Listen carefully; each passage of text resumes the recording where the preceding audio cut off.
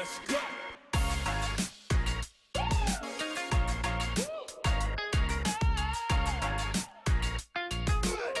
I know we've talked about the audience being Japan, Turkey, New York. We've got a great group here, I think, represented. And we're fortunate enough to have our Lieutenant Governor here to say a few words about what we're doing here in Georgia, which, being a Georgia bred, grew up in Stone Mountain Public School, went to Georgia Tech. I'm kind of a product of Georgia.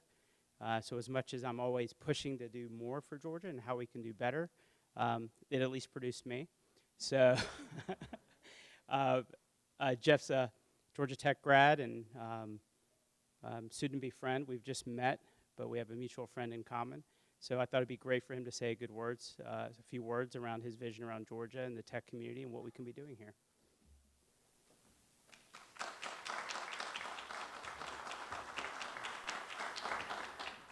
Thanks, KP. And if for full transparency, I wish I was sitting on that side. I'm more of an entrepreneur than I am a politician. I never, not one single moment in my entire life growing up, wanted to be in politics.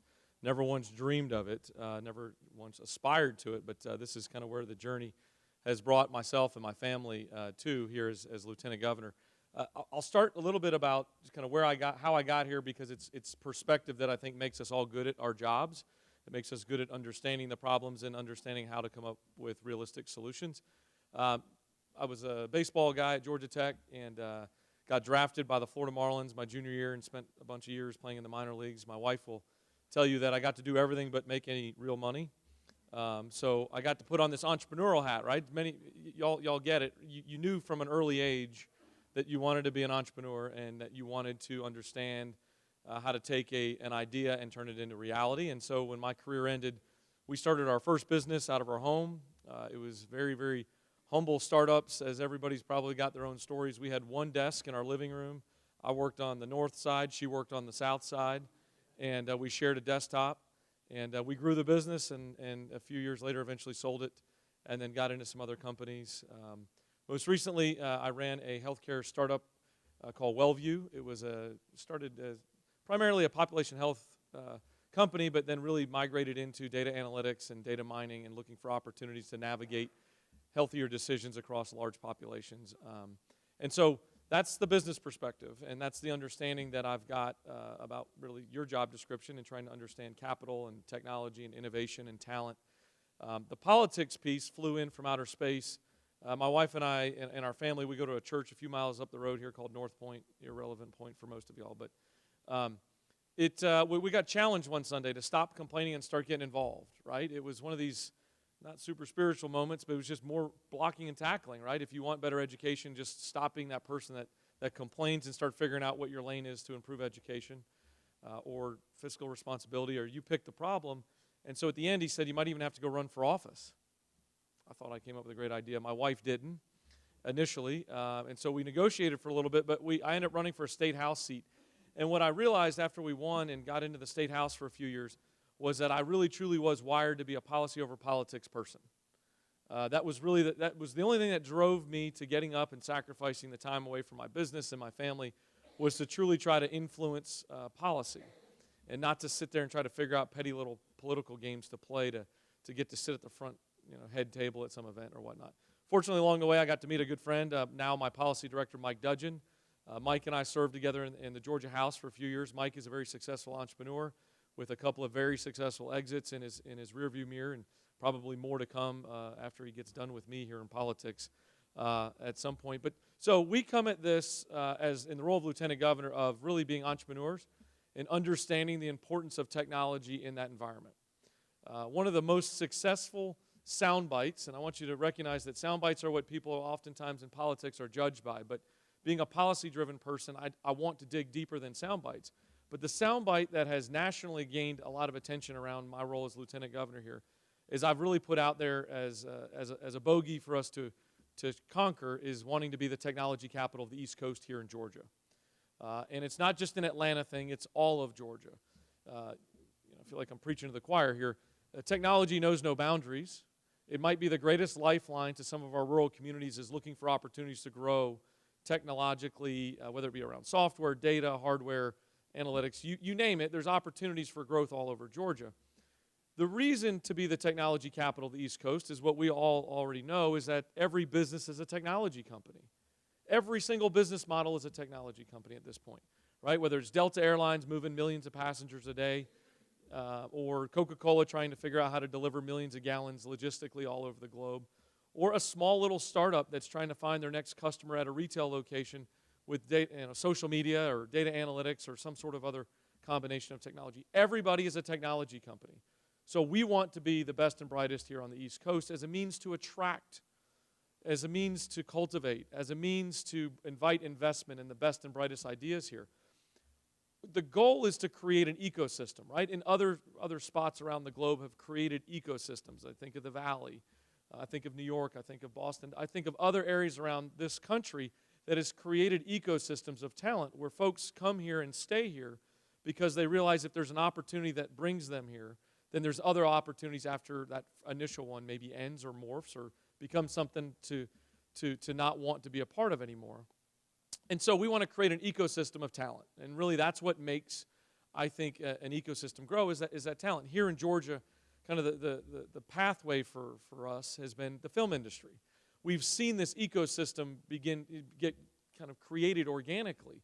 Yes, there was an initial tax tailwind that was significant and continues to be a significant tailwind. But really what you saw was partners from all over the world decide to start to come here to Georgia to call home. And so all the ancillary services and talent started coming with it. And so there's truly an ecosystem around the film industry here. We want that to certainly be the case around technology. And there's some really good signs that we're making headway on this, right?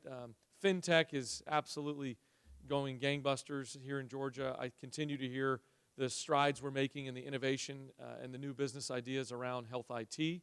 Cyber is a huge opportunity here with the investments made in Augusta and as it continues to move across the metro areas. Logistics tech, I was just down at the State of the Port Address in Savannah, and there's companies and startups starting to really flock around those ports and really what it looks like. I think there's additional opportunities around transportation, retail, and also further growth opportunities around health IT and specifically around price transparency. I think it's a model for us to be able to cultivate and incubate here in Georgia, and then hopefully those entrepreneurs are able to commercialize that on a global perspective. To earn the title, and hopefully you don't walk out of here thinking Geoff Duncan says, hey, he wants to just kind of be named. We want to earn the title, right? We want to, just like an entrepreneur, earn the business.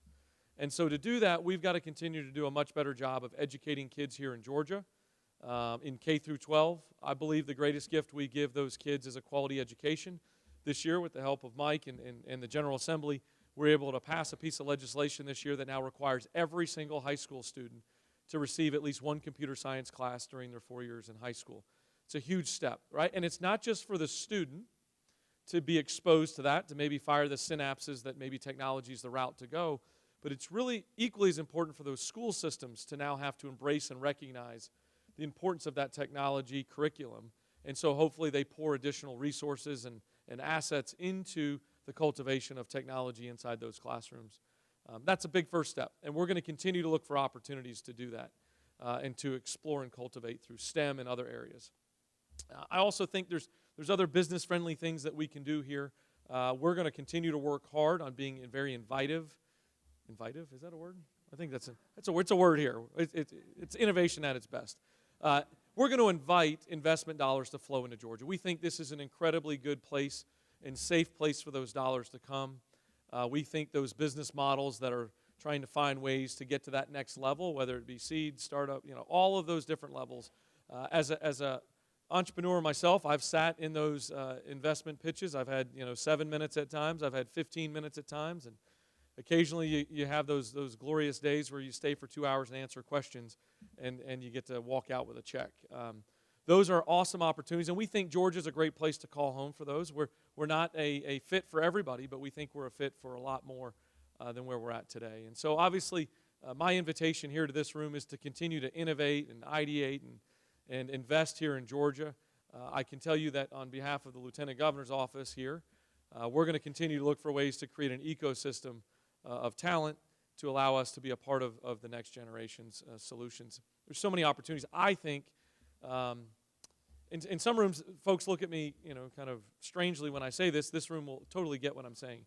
I think history, and I mean like way far out from now history, is going to look back at this period of time around innovation and technology and see it to be as important to the world as the invention of the wheel.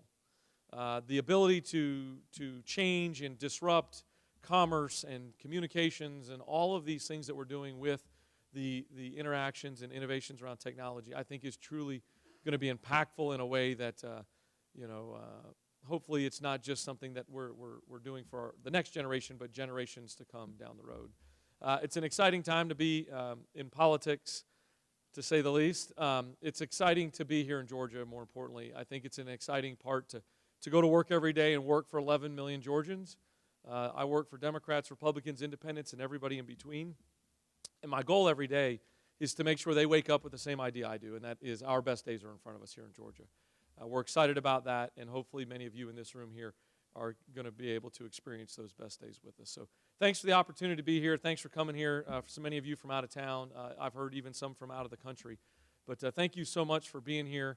And if you ever have any questions or want to have a sit down with us, feel free to reach out for us in the Lieutenant Governor's office. Thank you so much.